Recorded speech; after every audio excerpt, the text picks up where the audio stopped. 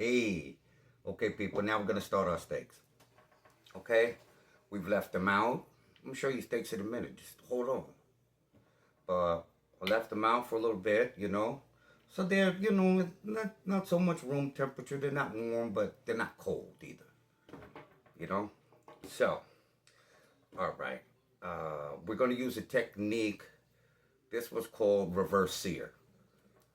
Normally, searing is you get the pan really hot, put a little bit of oil in it, butter, whatever you want to put in there, right? You put the steak on there, let it get crispy. Let it get good and crispy on one side, because actually you like locking in the juices. Flip it over once.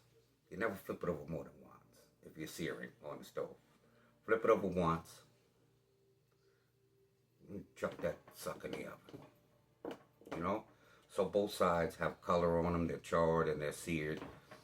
And it locks in the flavor. So your steak isn't like bleeding all over the place or whatever. But that's not what we're doing. We're going to do it backwards. We're going to go in the oven. Low and slow, baby. 250, about 250 degrees. We're going to go in the oven. And it'll probably take like 2 hours. But we're going to build a table. Don't worry about it. We're going to build a table because I'm trying to do all this here, so I got to build a table. I got to do that while that's in the oven. And then we have 4 steaks, so I'm going to do 3. I'm going to do 3 of them reverse seared. And then I'm going to do one. I'm going to cold sear it. So cold stick searing is, you never really start with a hot pan, but cold searing, we're starting with a hot pan.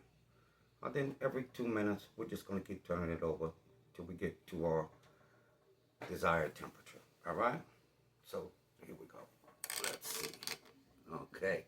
So I did these joints right here. These are New York steak, shell steak, Kansas City strip.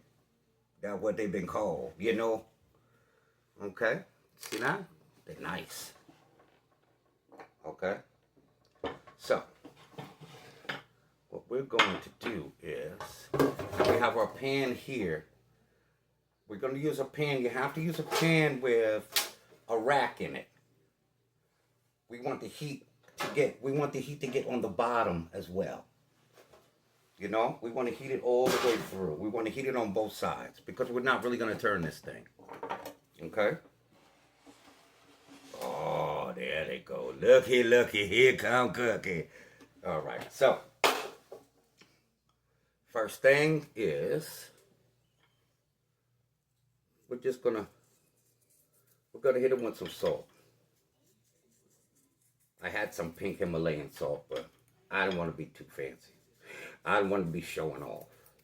But also, when you sprinkle something, always hold it up high. You think people are showing off when they do this? They hold it up high. Okay? So people aren't really showing off when they do this up high.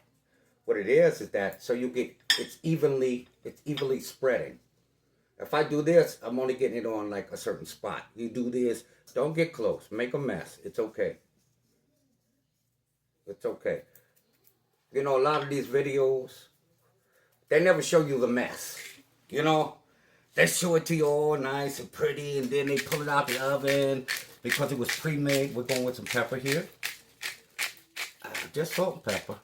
Good amount of salt. You can use a good amount of salt. Because the salt is actually mostly going to stay on the outside, So then when you eat it, what happens is, that bite you get, we're going to do the other side while I'm talking. So that bite you get is, you get some salt, you get some seasoning, and then you get the meat. You don't want salty meat. But, you want some salty flavor. Okay, there you go. Put some more salt on there. Whee! Okay. Okay? And make sure it's spread nice and even. If you get a clump, you just go ahead and spread that thing out. Okay? Stop messing around all the time. You could use this, you can use ground black pepper, use anything you want. Use anything you want. I gotta stand up on this one. I'll take you what? I'll take you what? Alright. We need...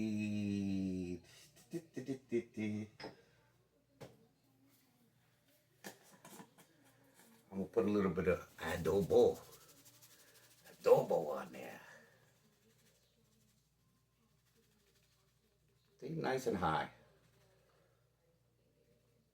You gotta clean up anyway. But that makes sure that you have it evenly spread. It should taste the same no matter where you cut it or bite it from. These I bought the whole shell steak. It's called a shell steak, New York, whatever. But I cut the whole thing. I cut them 2 inches. 2 inches.